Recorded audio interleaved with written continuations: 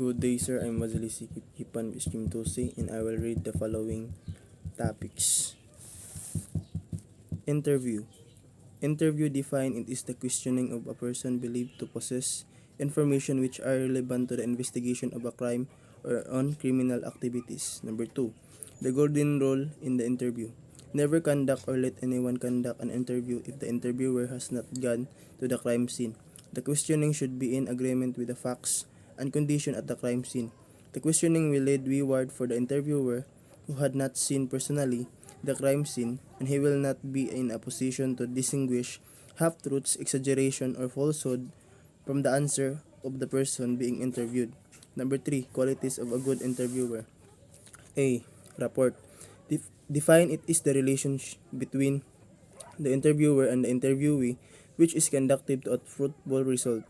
It is winning the confidence of a person being interviewed in order that he will tell all the information in his position.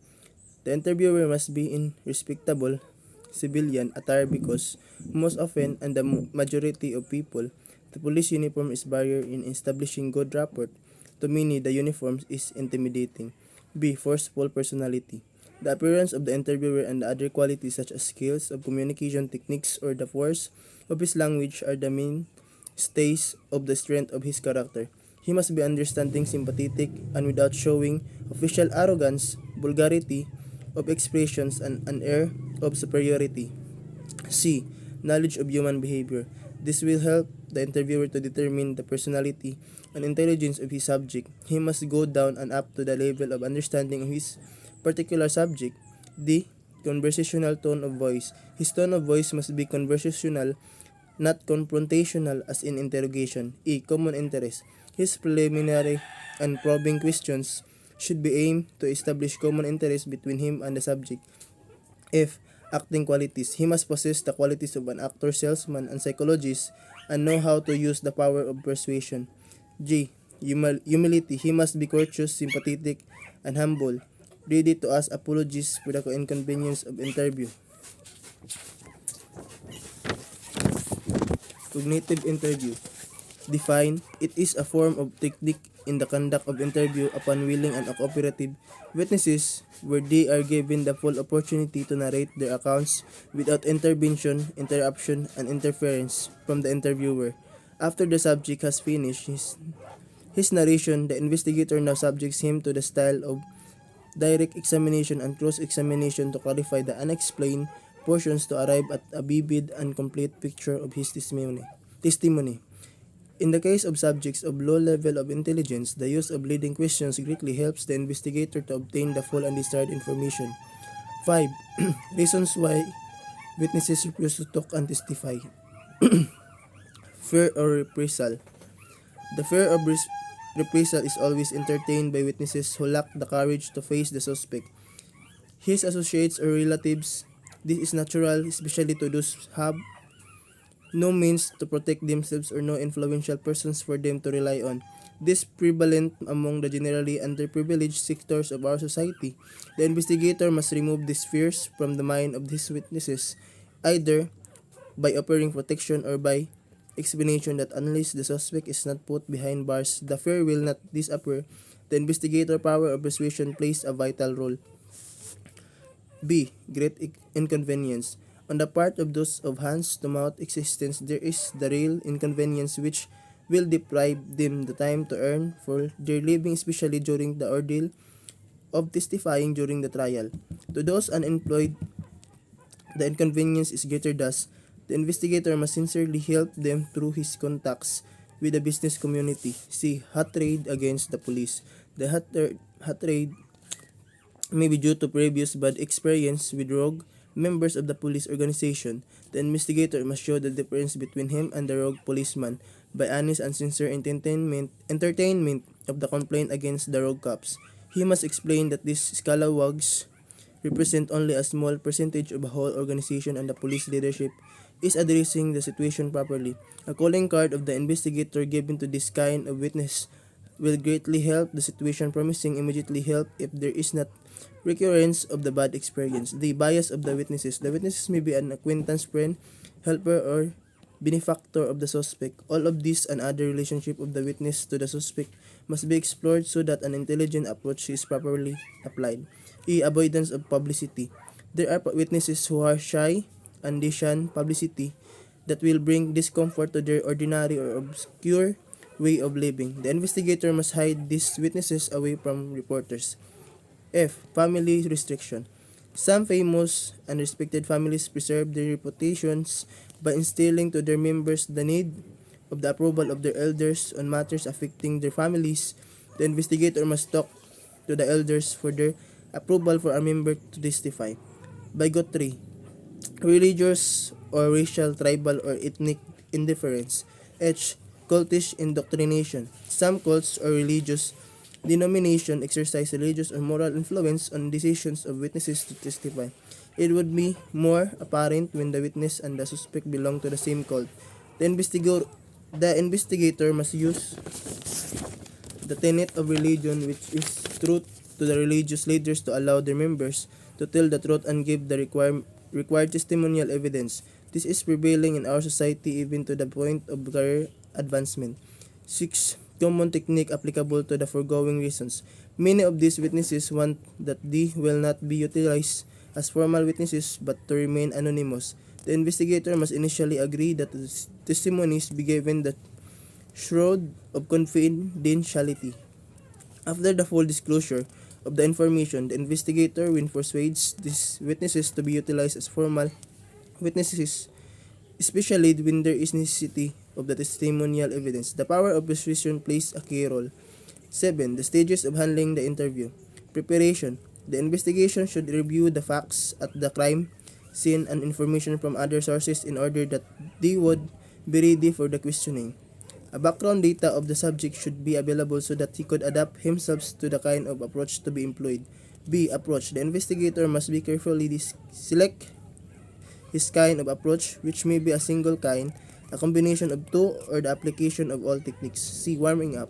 This is done by preliminary or exploratory questions to clear the atmosphere, promote a conductive ground for cordiality, respect, and trust for each other. D. Cognitive interview. The subject now is asked to narrate his account without interruption, intervention, or interference. It is only after the completion of the uninterrupted narration that the investigator begins his direct and cross-examination. 8. 8. Roles in questioning. One question at a time. Multiple complex and legalistic questions should be avoided. One question at a time is desired. B. Avoid implied answers. The nod of the head or any other body language as a response to the question should be avoided. The answer must be oral, clear, explicit, and responsive to the question. Simplicity of questions. A short, simple questions at a time is required.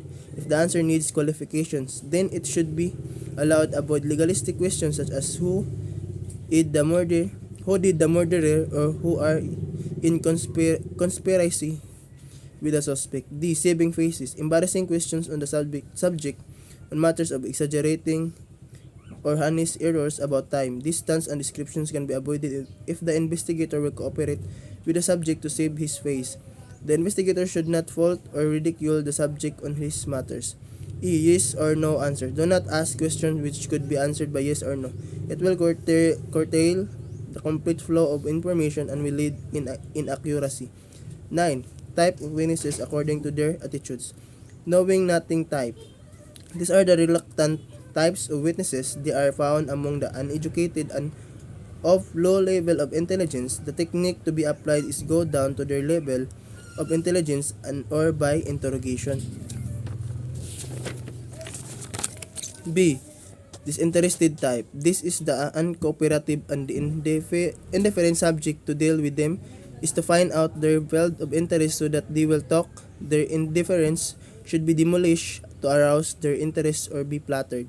C. The drunken type. The style of questioning by the investigator should be adapted to the psychology of the subject. When the drunken subject has sobered, another interview will be conducted confronting him about his disclosures while in the state of drunkenness. The written statement must be taken during his sobriety. D. Suspicious type. These types of witnesses are suspicious about the motive and actions of the investigator. The barrier of the suspicious may be removed by sincere explanation or psychological pressure. a talkative type. These are witnesses who are prone to exaggerate, adding irrelevant or new matters to their narrations. The skillful investigator could prune the unnecessary matters from the relevant ones. F. Honest witnesses. These are the truthful and cooperative witnesses where the investigators could rely upon when with a little or no problem is handling them. G. Deceitful witness. These are the liar type of witnesses. Let them lie and order them to repeat several times their narrations. They will be enmeshed in contradictions. If possible, the lies must be taped, recorded for the confrontation about their contradiction. Pressures them for possible cases of perjury or obstruction of justice, and they will tell the truth. H. Timid witnesses. They are the shy witnesses. The approach must be friendly and reassuring confidentiality of their information. They should be hidden from the devouring press by interviews or photo sessions. I. Boasting, egoistic, or egocentric witnesses. They will be good witnesses because of their ability of expressing their accounts of the omission of crime. The investigator must be patient in dealing with them in order not to bruise their ego or self-pride. They are susceptible to add color or importance in the role as witnesses, probably underrating the accounts or others. J. Refusal to talk witnesses. These are the most difficult subjects to deal with. Find out the reasons of their silence by exploring deeper into the kind of their personality. The cause may be trauma, shock, fear, hatred, and others. Remove these features of silence and they will start talking. Statement analysis. This is a new name in criminal investigation but got new in actual practice. What is new in this term? It began in the United States when the woman reported to the police the disappearance of her children while on board her packed car. The car also disappeared with the children. The police for a considerable time scoured the area, interviewed scores of witnesses who claimed to have seen nothing. A police expert carefully analyzed the videotape recording of the woman who went to the TV station to appeal for her children. The analysis led to a suspicion, and the woman was placed under exhaustive interrogation, where she confessed that she drove the car down the river because her live-in partner does not like her children from a former marriage. The car, together with the dead children, was subsequently retrieved from the floor of the river. This is not a new practice in our jurisdiction. Every complaint and testimonies of the witnesses are subjected to the crucible of truth, lest the investigator will be the ignorant and mindful weapon of deception, frame up incriminatory machination against the innocent.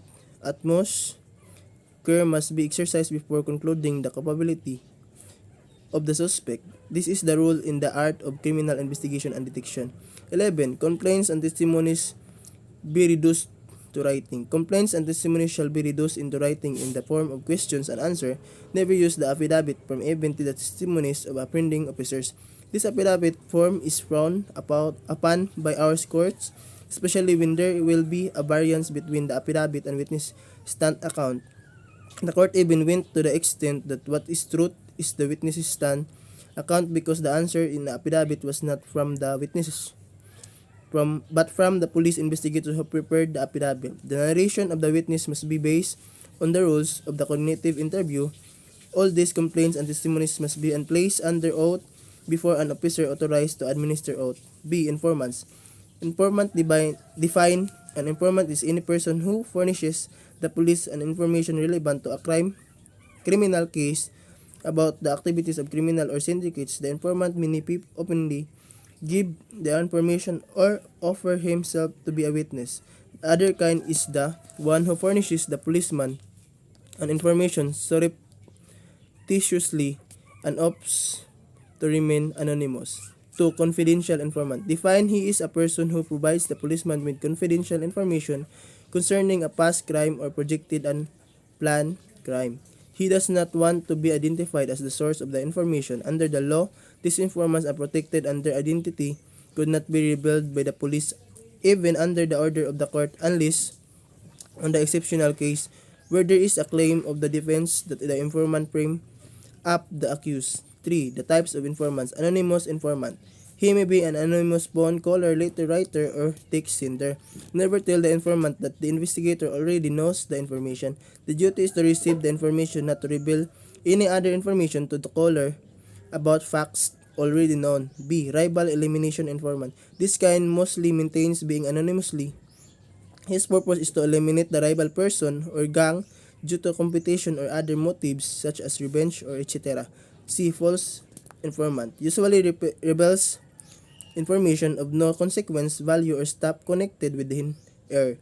His purpose is to appear to be on the side of law and for throwing out the suspicion from himself or from his gang or associates. They frighten informant. He is pruded by fear or self-interest in giving information to the police. He may be one of the laser gang member who runs to the police when his gang mates are about to involve in dangerous situation or when the gang he belongs is hot on the police trail. He is motivated by anxiety and self-preservation of his well-being and will furnish the information to protect himself and as a means in sustaining his feeling of self-importance. This type is the weakest link in the composition of criminal chain. A. Self-aggrandizing informant. This kind of informant moves around the center of criminals group or syndicate and delights in surprising the police about bits of information. His information may be of value by way of authentication in intelligence operation. F. Mercenary informant. The informant has information for sale. He may have been victimized in a double cross or little share in the loot or given a dirty deals and seeks revenge as well as profit in this disclosure. Double crosser informant. He uses his seeming desire to divulge information as an excuse to talk to the police in order to get more than he gives. To counter this kind of informant, the police apply the deception method by giving him false information that will lead to this capture. Woman informant.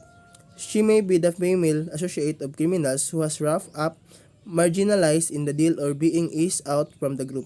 Care must be given to this kind of informant because women given the skills and expertise are more dangerous than men. They often give pre-romance that will result in blackmailing in the investigator or will result to an extended family for support. I. Legitimate informant. Those who desire to give information springs from legitimate reasons.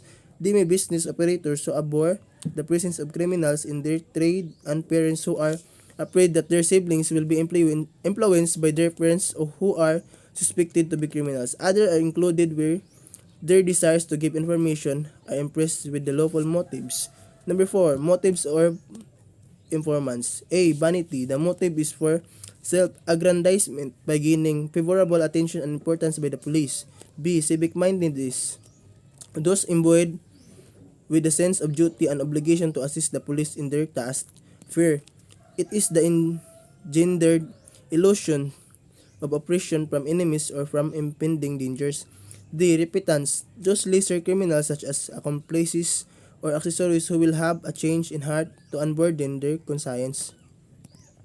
C. Informers. Informers define he is the person who provides information to the police on a regular basis. They are either paid regularly or in a case to basis or none at all. They are cultivated and established by the police on a more or less permanent character and as long as they are loyal and useful to the police organization. 2. The probable basis. The saving goes, it needs a thief to catch another thief. The history of the French police prove that his saying is true. The elite French Sorit tasked to investigate criminal cases hired an ex-convict as an informer. This ex-convict produced outstanding successes in the solution of cases seemingly difficult to be solved. The ex-convict later became the chief of the French Sorit and the main was Vidocq.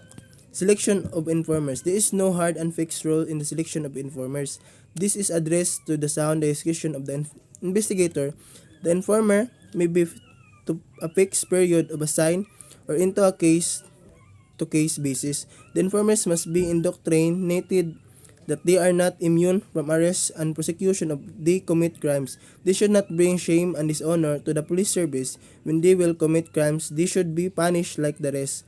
All the sectors of the society must be covered under a composition included but not limited to taxi drivers, jeepney and bus drivers, vendors, conductors, waiters, dancers, ex-convicts, shady or underworld characters, hostesses, bankers, security guards, businessmen, prostitutes, the elite in society, and others.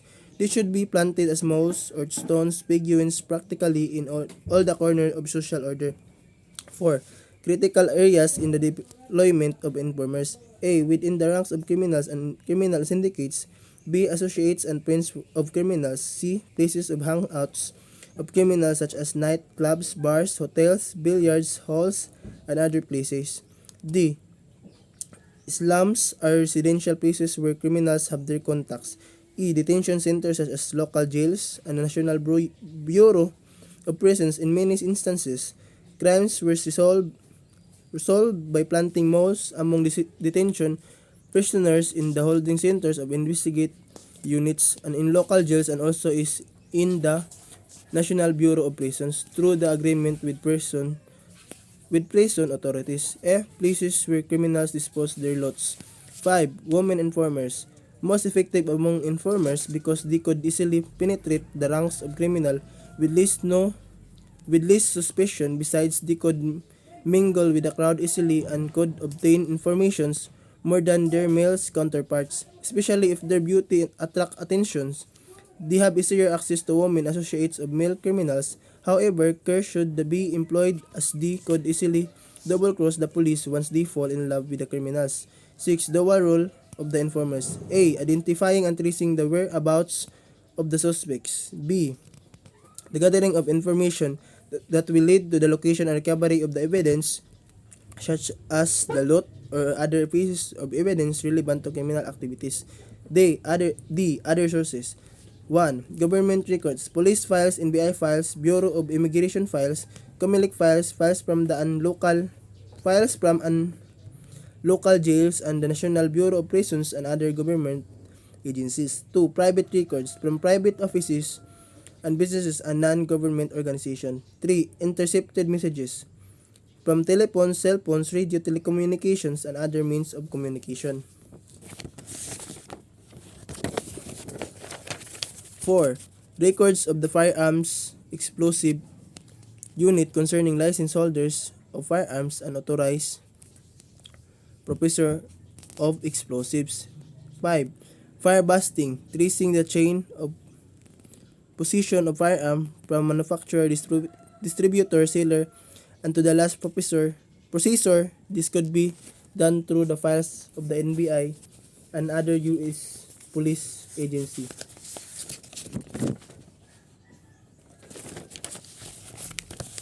6. Records of foreign and local manufacturers of vehicles concerning the engine and chassis members of suspect vehicles used in the commission of crimes or are the subject or kidnapping. 7. Store data on computers and cell phones. Only experts must be employed to retrieve this stored data. Roles on computer evidence. A. When the computer is off at the time of arrival, do not turn it on. B. When it is on, do not turn it off nor touch its mouse or keyboard. C. The unplugging of the computer, whether it is on or off, should be done by pulling out the cable directly from the back of the central processing unit. D. Each unplugged cable should be marked in the same marking corresponding to the socket from where the cable was unplugged. E. The computer should be carefully handled and packed for transport to the police station. F. Only computer forensic experts should search for any information or evidence contained in the hardware. G. The computer hardware should be duplicated by the expert and the original should be kept by the evidence custodian for future court presentation. Search and analysis must be undertaken using the image disk. Thank you, sir.